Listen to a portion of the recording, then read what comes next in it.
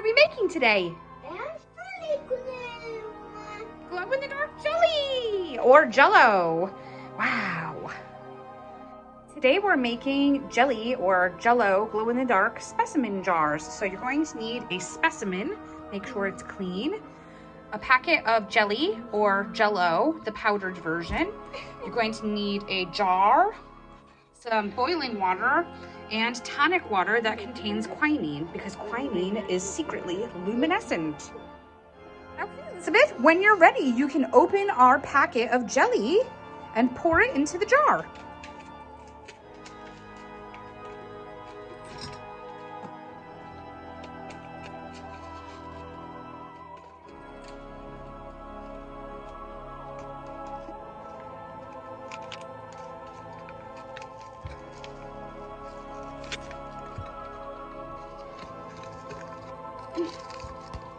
Good job.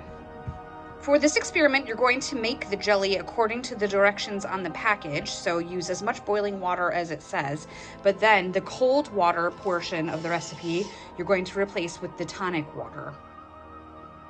Because this part can be dangerous, make sure you have an adult nearby to help you measure boiling water.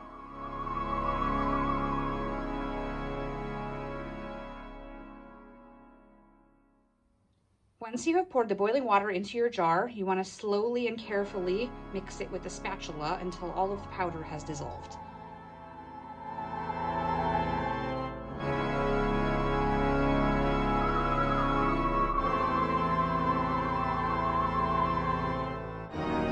Elizabeth, when you're ready, you can pour the tonic water into the measuring cup. We're going to need 285 milliliters times 2 because we're using twice as much jelly powder.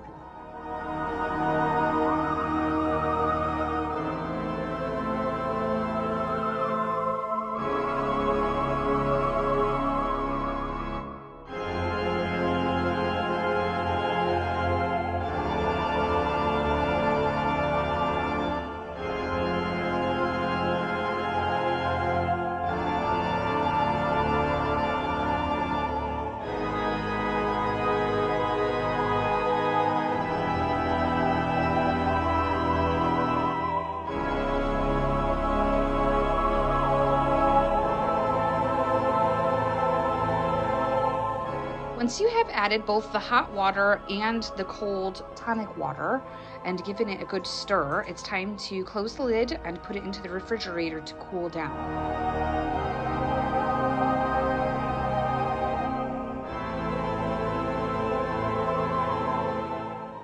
While we're waiting for the jelly to set, I thought we would have a quick conversation about what glow in the dark means.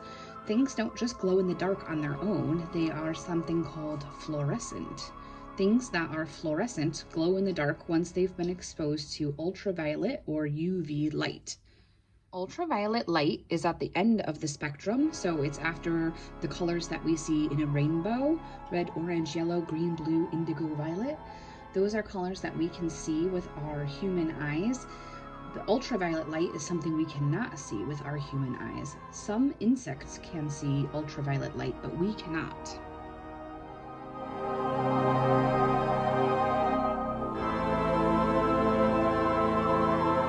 When something that's fluorescent is exposed to ultraviolet light, it glows for a period of time and then it starts to fade again.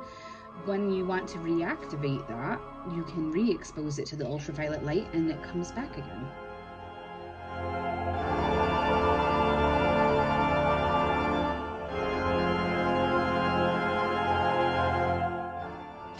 For this experiment, we're going to use this ultraviolet flashlight that we bought on Amazon.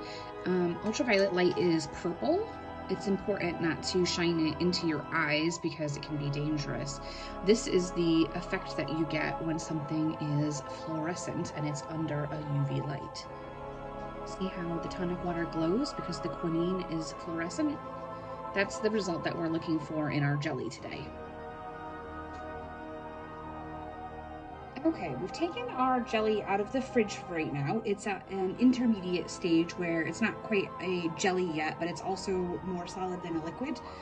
this is the perfect time to introduce your creepy specimen into the jar. So make sure that it's something that's hard plastic that won't dissolve, and make sure that it's nice and clean, so give it a good wash. And you're going to want something pointy to push it down into the jar with. We're using a marshmallow toaster. Okay, so the trick is, see, the jelly has a decent wobble to it, but it's not liquid.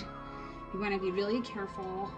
Open the lid and then use your pointy stick to push your specimen down into the jar. Try not to split your jelly when you're doing this, but if it happens, it happens. So here we go.